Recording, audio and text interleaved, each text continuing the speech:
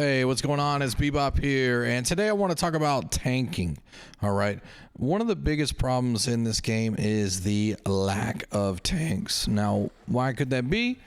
Well, I guess a lot of people run around in heavy gear and 300 con and, hit for maybe 1,000 to 1,500, and it can be a bit boring if you're not traditionally an enjoyer of the tanking world and all the responsibility that comes with it.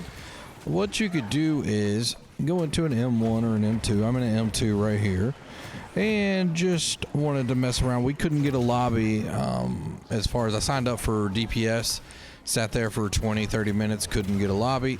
I switched over to tank gear, which I go light 300 con, and ended up getting a lobby in less than probably, 15 seconds.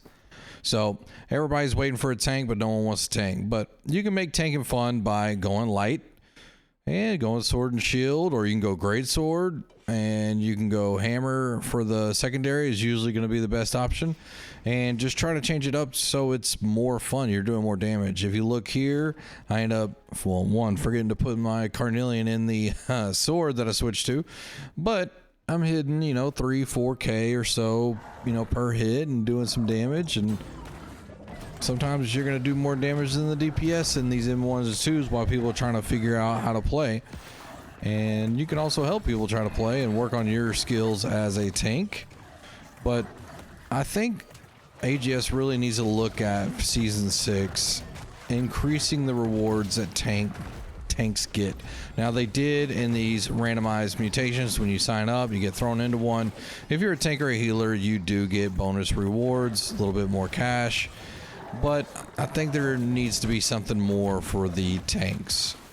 There's always going to be healers around, because healers can also do damage with Void Blade, and healing is actually probably the most fun position of them all, because you got a lot of stuff to worry about, a lot of responsibility, plus you can DPS. It's a lot going on there. But getting sidetracked a little bit, tanks, they should be rewarded, I think, 2 times as much as everybody else at minimum.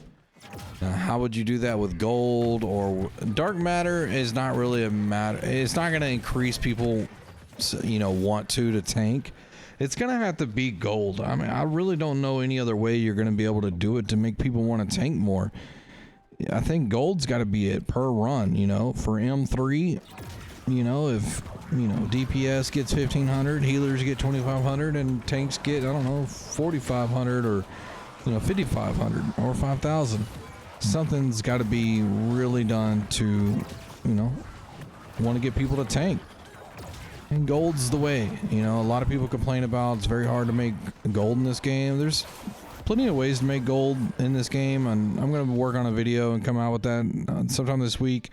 There's plenty of ways to make money in this game, but is it as easy as it used to be with the M10s? No, it's a lot more difficult, I guess, than what it used to be, but you can still make money. And if you go light and you learn how to tank at an M1, M2 level, and then you could take that to an M3 and learn some of the speed run strats or whatnot, you're going to be highly sought after in a lot of groups to, join different DPS and actually form your own little speed run crew or your point run crew. And it's really fun to, let's say, so at an M3 level, my last upload on Gen for an M3 speed run, I ended up going 150 con, and then for the first boss I went 5 con, and the last boss I went 50 con, and that's all light gear. And man, it was just so fun, because it's so scary being that low of con and light gear at times, because some of the pools are highly dangerous, and you want to have a good crew behind you to help you out, especially the healer. But those are ways you can make it fun. If you look at what speedrunners do, that's the next level of enjoying dungeons. If you just run to get gold, that's going to get very boring after a while, especially now that there's no shard selling like what there used to be, where you would sell umbral shards. And since that money making way is gone, and that used to be a lot of money you could get, and no one cares about dark matter anymore, this is the next way to do it. Either learn how to get good in speed run, and that's going to test your skills to the max, or you point run, and that's going to be another way to test your skills. And point running, you'll find a lot more people that want to do point running more than they want to do speed running. And that's the fact that you kill all the enemies, and it's a lot less stressful than speed running. Because if you mess up, you know, you're still having fun. You're killing all the enemies, and you know, you get all the gold from it, and you know, life goes on. But if you're speed running and you die out early and it screws up the whole run, then you got to reset. That shit gets so annoying after a while. Trust me on that. But when you can actually get a crew together, speed run it, and get your new personal best, there's not a better feeling in this game, man. So yeah, if you're interested in maybe getting more mutations ran and you gotta wait forever to find a lobby for an M1, M2, throw on some tank gear. Throw on, you know, just a round shield like what I have, sword and shield, you know, hammer, and go 300 con, 300 strength, or you could throw on a flail. Go 300 con, 250 strength, 50 focus, and go out there and have a great old time. Learn how to tank and still do some pretty good damage because you're in light build.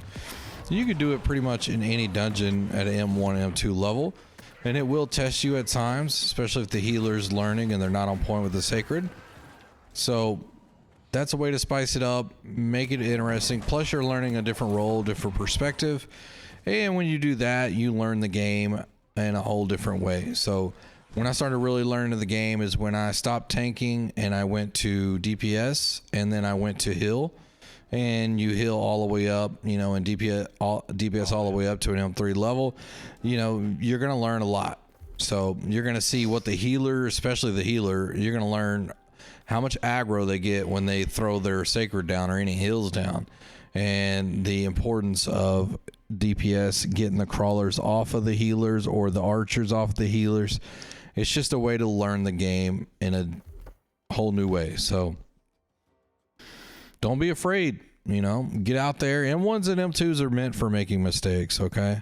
You just get your gear on, you go in there, and a lot of people, they're going to go down. They're not gem right. They don't really know what they're doing.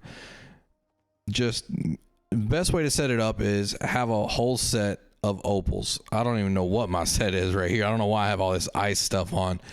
I meant to throw on my opal set. Man, I think I clicked the wrong tank set. So I have one up top where it's all opals, and it's the same thing, round shield, you know, sword and shield, hammer.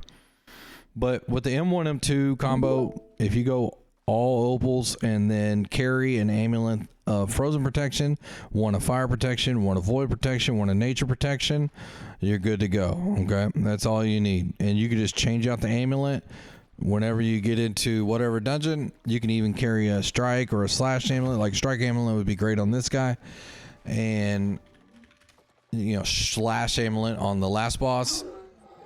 And you could do any dungeon with one set, never have to regem, and you're good to go. M1, M2, doesn't matter. So on this boss fight, it's really good to have all hands on deck, especially at M3 level, because this guy's hard to kill on M3, and it takes a hell of a lot of damage to go ahead and get him wiped and all in. Whoever's sitting back with the fire staff, that's a big no-no. You don't do that in PvE. You want to get in on melee. Melee is the best damage you're gonna do, is, you know, to any boss or mob. You know, fire staff, it's cool if you want to throw a fireball or whatever at the beginning, but you need to get right into melee after that. Same thing for bow players. I see a lot of bow players out there, and that is the number one thing that I think most of us hate, that, you know, are really acquainted with, you know, running dungeons at the highest level, is bow players. I mean, if you want to dot them up and then get into your, you know, spear or whatever, that's fine, but really you shouldn't pull out the bow unless you're on the last boss and Savage Divide. You know, that's the only time you really need a bow.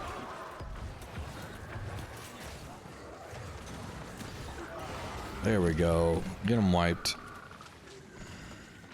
But yeah, so what else do you think they could do to make tanking more I don't know, appealing to players. If you have any suggestions, throw them in the comments, and I would love to hear them. I do stream every night around 6 p.m. to 7 p.m. Central until about 11 or so at night. So feel free to stop by on Twitch or YouTube. It's my name. You can look me up. And I'll see y'all in the comments and hopefully see you on the live. All right. See you on the next video. Later.